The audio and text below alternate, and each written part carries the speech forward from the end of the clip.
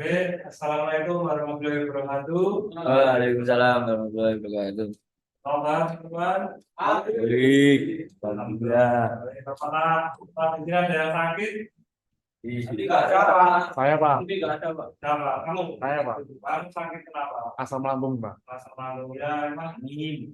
Lagi musim panas yang kita emang banyak apa ya? Mudah terserang penyakit. Kita itu menjadi imunitas itu lemah. Seperti saya juga sedang sakit, tapi saya itu tidak akan apa namanya tidak berangkat untuk menjelaskan pelajaran kepada anda semua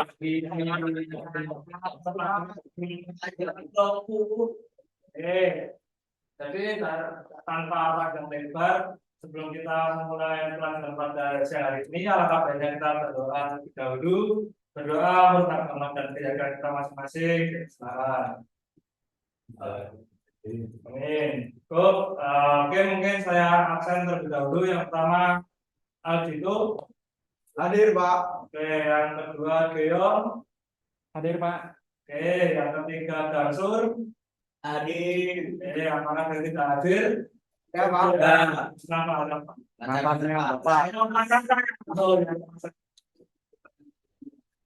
Oke, oke. Mungkin kita akan masuk ke materi ya. Sebelumnya saya sudah menjelaskan kalian mengenai apa itu KPD dan apa itu K3.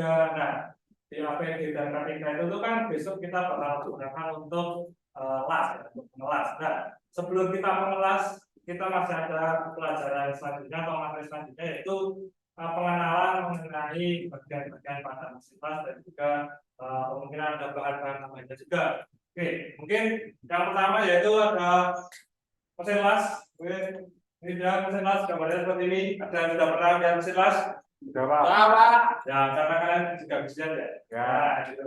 Mesin las itu adalah penggabungan antara dua buah bahan material menggunakan tenaga listrik yang dimana disebabkan oleh alur listrik voltage yang tinggi yang menghasilkan sengatan listrik yang kecil antara produk pengelasan dan proyek pengelasan. Jadi kalau untuk secara tingkatnya mesin las itu adalah sebuah alat yang mengubah dari apa namanya listrik menjadi tenaga panas gitu. Oke, mungkin selanjutnya yaitu ada komponen-komponen dari mesin las. Nah, tadi kan di gambar mesin las kan ada bermacam-macam komponen ya. Nah, di situ tuh komponen yang pertama yaitu ada lampu sinyal. Nah, itu lampu sinyal itu menjadi indikator mesin apakah sudah berfungsi atau tidak. Jadi ketika kalian menyalakan tombol on off, jika misalkan lampunya tidak menyala, berarti mesin lasnya rusak. Nah, namanya tidak. Yang kedua ada tombol memutar untuk menghidupkan mesin las. Nah, di mesin las selain ada tombol on off itu ada kayak semacam apa namanya switch untuk memutar tuasnya itu untuk menyalakan mesin las tersebut. Terus selanjutnya ada pengatur arus untuk mengatur kuat arus yang diizinkan, yaitu semacam ya hampir sama seperti switch tadi itu untuk mengatur kuat tekanan listrik. Terus ada kutub plus, ada kutub minus, dan selanjutnya ada penjepit benda kerja untuk mengganti program yang tidak jelas. Mungkin seperti itu untuk komponen dari mesin las. Yang selanjutnya yaitu ada holder. Nah, holder itu fungsinya untuk menjepit elektroda. Nah, itu pemegang alat las saat digunakan holder untuk mengelas sebuah produk. Holder harus terbuat dari bahan yang mempunyai tekanan panas yang tinggi karena posisinya berdekatan dengan kawat las.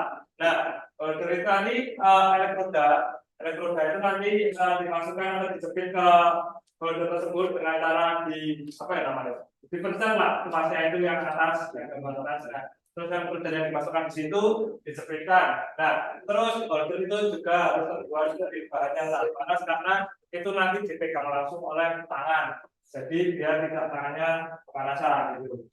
Terus yang selanjutnya ada klem massa. Klem massa ini digunakan sebagai alat penghubung kabel massa ke logam hidup. Alat ini biasanya terbuat dari tembaga non logam lain yang mempunyai sifat menghantar listrik yang baik. Jadi untuk klem massa itu yang pertama yang seperti kabel itu, nah itu nanti bakal dipasang di mesin las. Terus untuk klem massanya itu bisa dijepitkan di meja las bisa, di bedanya langsung juga bisa. Jadi ini fungsinya untuk menghantar listriknya. Terus yang selanjutnya ada elektroda. Nah, elektroda ini bukan termasuk bagian dari mesin las, tapi seperti kayak bahan tambahnya aja.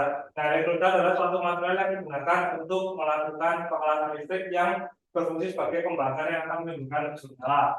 Nah, untuk pengelasan itu ya paling penting dari pengelasan itu ya elektrodanya itu, karena tanpa elektroda kita tidak bisa mengelas. Terus selanjutnya juga ada palu. Nah, palu ini digunakan untuk membersihkan hasil pengelasan dari selat atau peratas untuk proses las yang jenisnya perhitungannya menggunakan grup dan pattern. Nah, biasanya kalau kita ngelas kan setelah selesai ngelas kan kayak ada semacam lapisan-lapisan kulit itu yang semacam yang disebut flak atau pattern. Nah, ketika kita ingin melihat hasil dari lasan kita tersebut, biasanya kita palu terlebih dahulu agar hasil lasnya itu terlihat. Terus yang selanjutnya ini yang lain yaitu ada sikat baja. Nah, sikat baja itu fungsinya itu untuk ya menyikat hasil lasnya itu berdasarkan saja. Jadi ketika kita sudah selesai memalu hasil lasnya itu sudah terlihat dari hasil lasnya. Nah, supaya lebih jelas lagi kita bisa menyikat hasil las tersebut agar lebih terlihat saja. Terus mungkin seperti itu. Nah, dan selanjutnya ada gambar-gambar hasil las. Nah, sebelum saya menanyakan apakah kalian ada yang ingin bertanya? Tidak ada. Oke, nanti tidak ada. Mungkin saya ingin bertanya kepada Mas Geo. Mas Geo melihat gambar pertama namanya apa, Mas Geo? Itu trafo, Pak. Oh, kalau bisa trafo. Stainless itu, Pak. Nah, oke, betul sekali. Terus untuk Mas Gantur, gambar kedua namanya apa, Mas Gantur? Welder. Welder apa? Buat elektroda. Oke, jangan salah apa ya menyebutkan ya. Kalau bisa tuh kan gantung komplit, kalau itu ya sudah berbeda. Jangan cuma welder karena welder bermacam-macam. Nanti bisa dikira welder Pak Gojek. Oke, selanjutnya Mas Bimo Arjunara. Gambar ketiga namanya apa, Mas? Betul sekali. Oke, mungkin yang terakhir Mas Bandi. Mas Bandi. Gambaran keempat namanya Mas Bandi. Oke, pintar sekali. Oke, mungkin itu saja yang dapat saya sampaikan mengenai bagian-bagian dari mesin las.